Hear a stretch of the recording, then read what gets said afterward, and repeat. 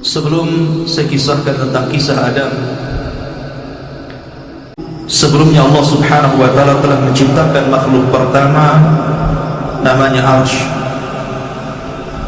Karena sebelum Arsy diciptakan tidak ada zat kecuali Allah Subhanahu wa ta'ala saja. Baru kemudian Allah Subhanahu wa ta'ala ciptakan makhluk pertama, dan itulah makhluk yang paling besar yang disebut dengan Arsy. Tapi para ulama akidah mengatakan bahwa makhluk yang pertama kali diciptakan adalah Arsy, kemudian Qalam. Baru setelah Allah Subhanahu wa ta'ala menciptakan Arsy-nya, kemudian setelah itu menciptakan Qalam, dan Allah berfirman kepada Qalam, catatlah segala sesuatu yang akan terjadi sampai kiamat dibangkitkan. Maka Qalam pun kemudian mencatat seluruh takdir. Tidak ada satupun kecuali berdasarkan takdir Allah Subhanahu wa ta'ala. Kemudian setelah Qalam tidak lagi mencatat karena kehabisan tinta dan telah kering, maka catatan itu diletakkan di Lauhil Mahfuz, yang kemudian Allah Subhanahu wa ta'ala memerintahkan para malaikat untuk menjaganya. Dari sinilah kemudian Allah Subhanahu wa ta'ala menciptakan langit dan bumi, dimulai dari hari Ahad dan diakhiri pada hari Jumat. Hanya 6 hari: Ahad, Senin, Selasa, Rabu, Kamis, Jumat. Maka Allah Subhanahu wa ta'ala menyelesaikan penciptaan langit dan bumi dalam tempo yang 6 hari, dan selesai penciptaan keduanya di hari Jumat, sebagaimana Allah juga akan menghancurkan di hari Jumat, karena kiamat itu tegak di hari Jumat. Barulah kemudian Allah Subhanahu wa ta'ala menciptakan makhluk-makhluk yang lainnya, gunung, sungai, pohon, dan begitu seterusnya. Maka ketika itulah Allah Subhanahu wa ta'ala menciptakan makhluk pertama namanya malaikat, dan malaikat adalah tentara-tentara Allah. Kemudian setelah Allah menciptakan malaikat, maka Allah ciptakan jin. Jin inilah yang pertama kali menghuni bumi. Akan tetapi karena jin ini memang disifatkan Allah Subhanahu wa ta'ala lebih banyak yang rusak dibandingkan yang baik, maka terjadilah kerusakan di permukaan bumi. Sesama jin ini saling bunuh-membunuh, menumpahkan darah, merusak bumi.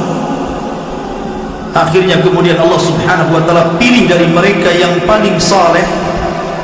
Jin yang paling saleh itu namanya Azazil. Maka kemudian Azazil inilah yang kemudian diutus oleh Allah Subhanahu wa ta'ala, kemudian dibekali dengan tentara malaikat untuk memperbaharui jin-jin yang ada di permukaan bumi, sehingga jin-jin yang jahat itu ditangkap, kemudian dilemparkan ke beberapa tempat di permukaan bumi.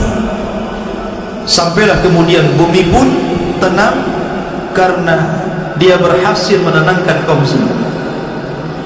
Dari situlah kemudian Azazil diangkat ke langit dan menjadi raja bagi seluruh kalangan jin, dan dia tinggal bersama para malaikat yang kemudian oleh Allah Subhanahu wa ta'ala diberikan amanah untuk menjadi khazanatul jannah, penjaganya surga. Dari sini Allah Subhanahu wa ta'ala memulakan penciptaan yang pertama, kisah Adam alaihi salatu wassalam setelah malaikat dan jin. Dan ingatlah ketika Tuhanmu berfirman kepada para malaikat, aku hendak menjadikan khalifah. Dan Adam bergenerasi sampai generasi kita ini. Maka di bumi mereka berkata, apakah engkau hendak menjadikan orang-orang merusak? Qalu ataj'alu fiha man yufsidu fiha wa yasfikud dima. Ya Rabb, apakah engkau hendak menjadikan ciptaanmu itu orang yang merusak dan menumpahkan darah di sana, maksudnya di bumi. Wa nahnu nusabbihu bihamdika wa nuqaddisu lak. Sementara kami, kata malaikat, makhluk yang senantiasa bertasbih, memujimu, membersihkan namamu. Maka Allah mengatakan, qala inni a'lamu ma la ta'lamun. Maka Allah berfirman, saya lebih tahu apa yang kalian tidak tahu. Sesungguhnya Allah subhanahu wa ta'ala ketika menciptakan Adam min qabdatin, dari cidukan tanah, di mana Allah subhanahu wa ta'ala ketika menciptakan Adam ini dari beragam macam warna tanah.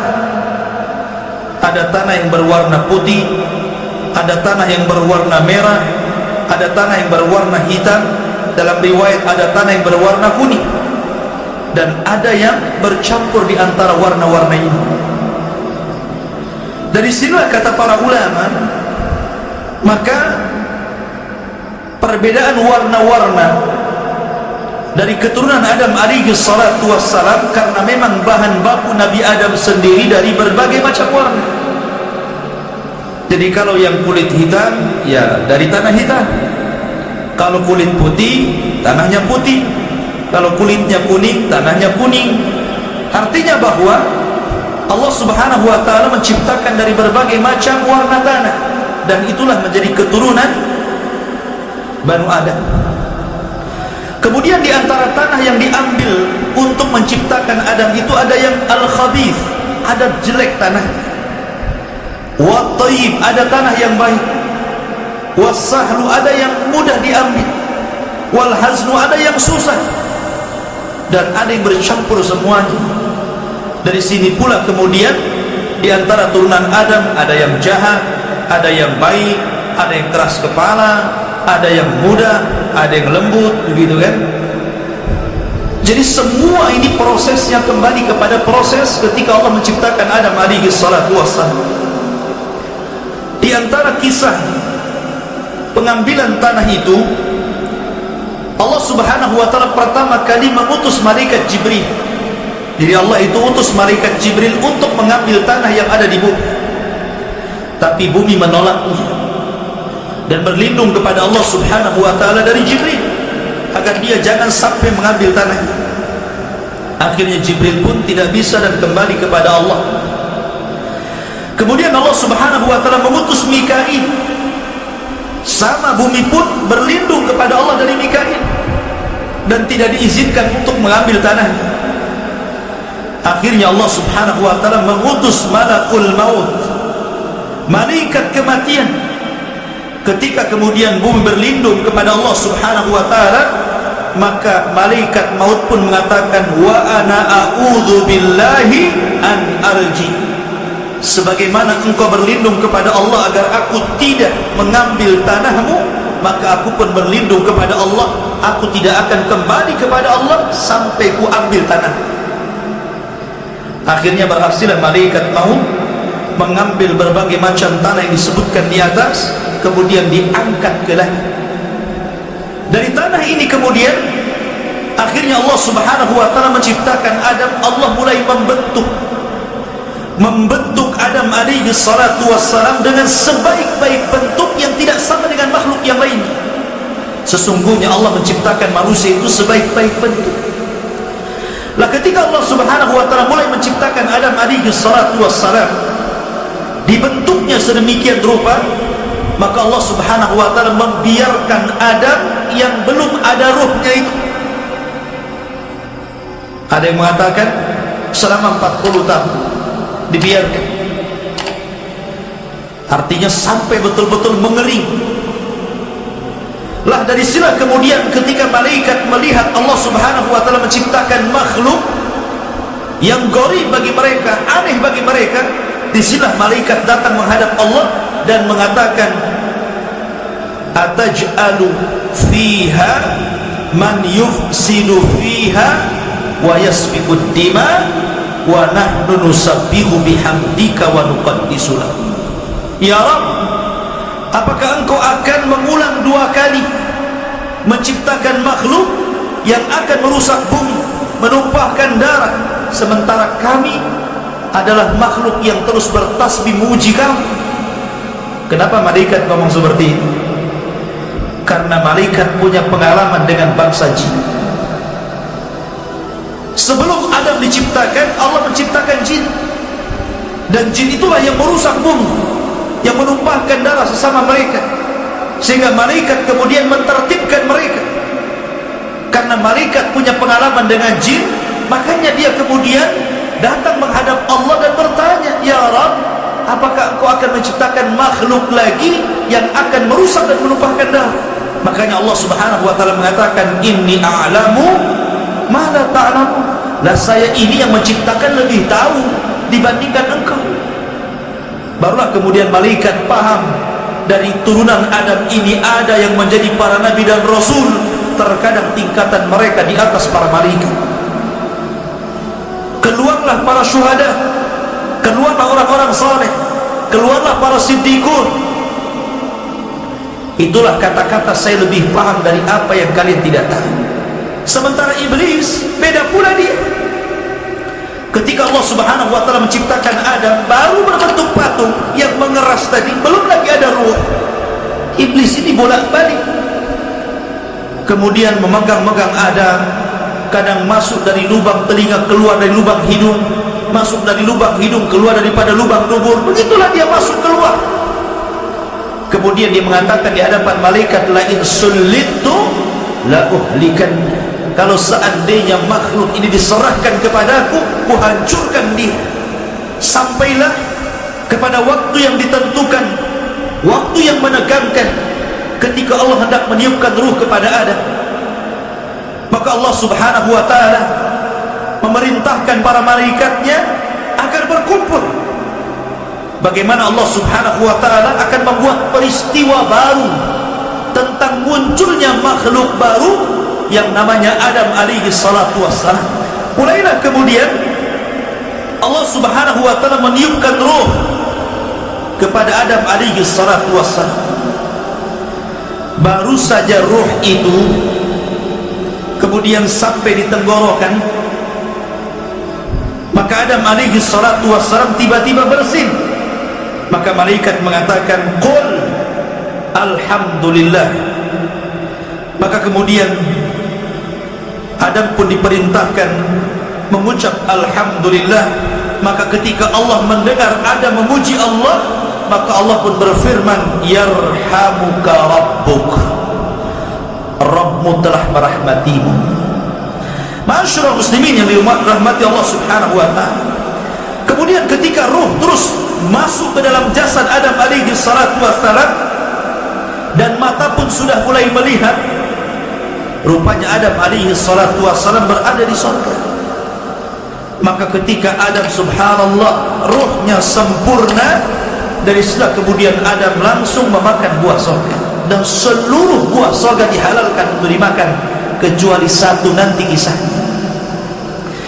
Maka ketika Adam alaihi salatu wassalam sempurna menjadi manusia, birruhi wal jasad, ada ruh ada jasad, disitulah Allah Subhanahu wa ta'ala memerintahkan malaikat untuk sujud kepada Adam. Maka Allah Subhanahu wa ta'ala menggambarkan bagaimana malaikat ini tunduk patuh akan perintah Allah dan menghormat kepada Adam. Allah mengatakan, "Fasajadal malaikatu kulluhum ajma'un." Seluruh malaikat, bayangkan, tidak ada satupun malaikat yang luput. Seluruh malaikat sujud kepada Adam. Rupanya dari seluruh malaikat ini ada satu makhluk, dia berdiri saja, dia tidak mau sujud, bahkan dia cenderung sombong. Kemudian makhluk ini ditanya oleh Allah Subhanahu wa ta'ala, "Lima, kenapa engkau tidak sujud? Lima khalaqtu biyadai, terhadap makhluk yang aku ciptakan dengan sebaik-baik bentuk yang tidak sama dengan makhluk yang lainnya." Maka mulailah kemudian makhluk ini dia mengatakan, "Ya Rabb, saya kan lebih baik daripada dia. Aku diciptakan dari api, sementara dia dari tanah." Dari situlah kemudian Allah Subhanahu wa ta'ala marah kepada iblis subhanahu. Inilah maksiat pertama yang ada di langit, yang dilakukan oleh iblis kepada Allah subhanahu wa ta'ala, menolak perintah Allah subhanahu wa ta'ala. Maka dari sini kemudian Allah melaknat iblis, melaknat selaknat-laknat, marah semurka-murkanya. Hai iblis, keluar kau dari sorga, engkau kukutuk. Akhirnya kemudian iblis pun dikeluarkan dari sorga dan diusir ke dunia, dikembalikan kepada asal penciptaannya jin. Karena jin itu memang tabiatnya jahat, maka Allah kembalikan iblis ke asal penciptaannya jin. Iblis itu bagian daripada jin yang melakukan kefasikan kepada perintah Rabbnya. Kemudian setelah iblis diusir, maka Adam pun berjalan di sorga sendirian. Dan itulah kemudian ketika Adam alaihi salatu wassalam tidak nyaman hidup sendirian, kemudian dia pun tertidur. Tiba-tiba selepas bangun, di sampingnya ada perempuan. Dialah Hawa, diciptakan dari tulang rusuk yang paling bengkok dari tulang rusuk Adam alaihi salatu wassalam. Maka Allah subhanahu wa ta'ala ketika telah menciptakan Hawa, maka Allah pasangkan Hawa dengan Adam. Ketika itu Allah berfirman, uskun anta wa zawjukal jannah. Masuklah wahai Adam, ajak istrimu ke dalam sorga, hiduplah di situ, makanlah sesukamu, tetapi wala taqraba hadhihi syajarah. Yang penting kau jangan dekat-dekat pohon ini saja. Tapi Adam lupa. Adam lupa dengan perintah Allah agar jangan makan pohon itu. Akhirnya kemudian Adam pun memakan pohon itu. Salah satu sebabnya Allah lupakan Adam akan perintah jangan mendekati pohon. Akhirnya dia pun mendekati pohon karena ada sebab lain, di mana iblis berhasil masuk ke dalam surga. Dalam riwayat Israiliyat, iblis ini dia menunggang masuk ke dalam jalan darah ular. Iblis kan sudah diusir dari surga, dia tidak bisa mungkin masuk ke dalam surga. Tetapi iblis ini berhasil masuk surga lewat masuk ke dalam tubuh ular ini. Apakah Allah tidak tahu? Allah tahu, gak mungkin Allah gak tahu. Tapi kenapa Allah biarkan iblis masuk ke dalam surga? Sekali lagi karena ada hikmah di sini. Ada hikmah yang Allah subhanahu wa ta'ala kehendaki. Maka iblis pun berhasil masuk ke dalam surga. Maka kemudian dia pun menjelma sebagai manusia, karena memang iblis itu bisa tasyakkul, jin itu bisa berbentuk siapapun sesuai kehendak. Dia bisa berbentuk manusia, sama dengan malaikat bisa tasyakkul. Maka kemudian dia datang kepada Adam seolah-olah penasehat, seolah-olah orang baik, dan mengatakan, wahai Adam, kenapa Allah subhanahu wa ta'ala melarang tidak boleh mendekati pohon ini kecuali karena ada dua perkara. Antakuna malakaini au takuna minal khalidin. Boleh jadi kalau engkau memakan buah larangan ini, kalian berdua akan Allah jadikan malaikat, atau Allah akan kekalkan di surga. Allah tidak mau engkau kekal di sini. Akhirnya mulai goyang Adam. Ketika iblis tidak sanggup mempengaruhi Adam alaihi salatu wassalam, akhirnya dia pengaruhi lewat istrinya. Kemudian juga Al-Imam Ibnu Katsir rahimahullahu ta'ala dalam kitab Bidayah wa Nihayah menjelaskan bahwa Adam ini memiliki perawakan yang tinggi, sittuna dhira'an, memiliki 60 hasta. Satu hasta itu setengah meter, berarti 60 hasta berarti 30 meter. Itu tingginya Nabi Adam.